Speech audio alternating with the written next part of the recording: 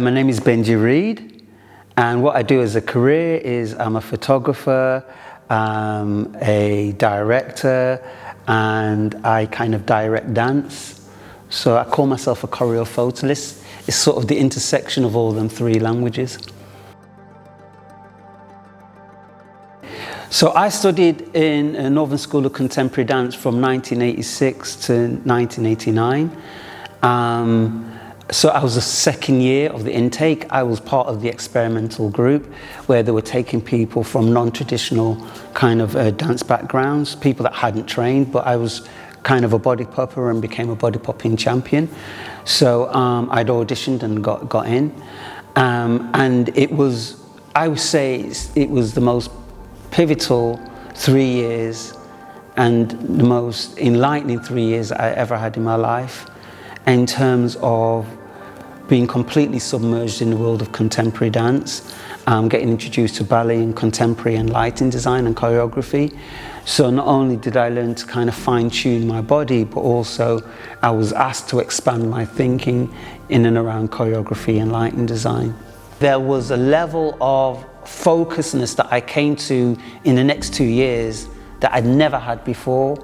There was this determination to get through things and go through the growing pains of not being able to achieve something, but constantly striving for it, rather than kind of making light of it. It was like, I'm not making light of it anymore.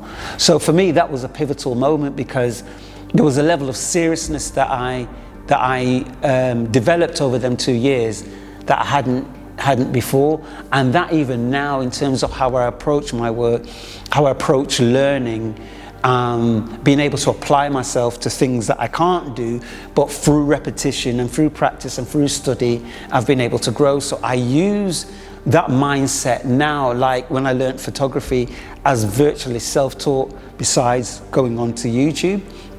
But there's a way of applying yourself every single day and working in small steps, which is what happened when I was at Northern School of Contemporary Dance. It wasn't about the huge leaps, it was about all of the small steps that one kind of sort of couples together in order to kind of make a huge chunk of learning.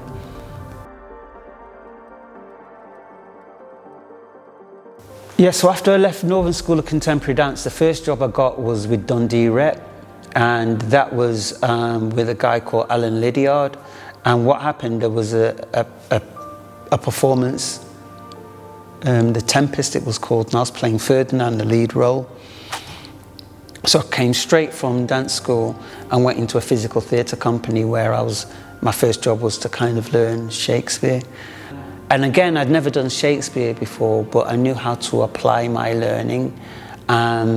So again, using the skills that I developed over the 3 years at Northern, I applied to text. And I knew that I didn't want to become a straight contemporary dancer. I wanted to mix text and performance and dance. So that was my very first job. How have I got to where I am now? I think the easiest way to describe it is curiosity. I think that's just the easiest way. I've always been an artist, and I've always wanted to express myself, and the need kind of ebbs and flows. And I'm sort of a person who will make regardless of the circumstances. Through me creating, I'm constantly asking, why am I making this work? Who am I making it for? And once I started getting to kind of the real needs for me to make work, then I felt like I became more vibrant, and I felt like my antenna became sharper, because now I'm very aware of creative shifts within myself, but also in the wider community.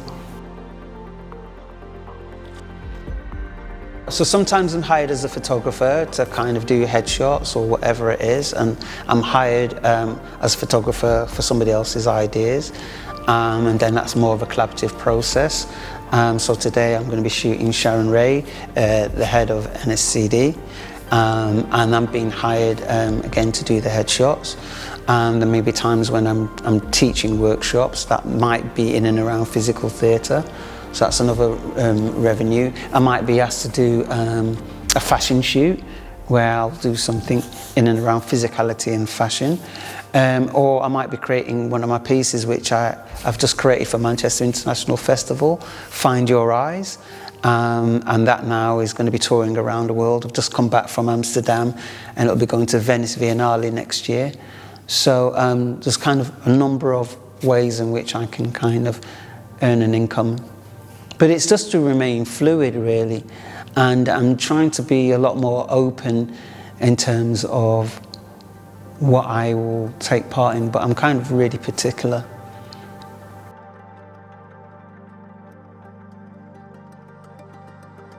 One of the key things that one needs to kind of become very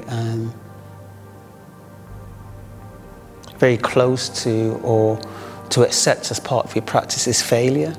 That failure is part of the process. Is don't fear things not working. Actually welcome things not working, because they're often the projects and works that you learn the most from. So welcome failure as part of the process, and not to be fearful. Be brave, be bold, be courageous, and if you're going to fail, fail big.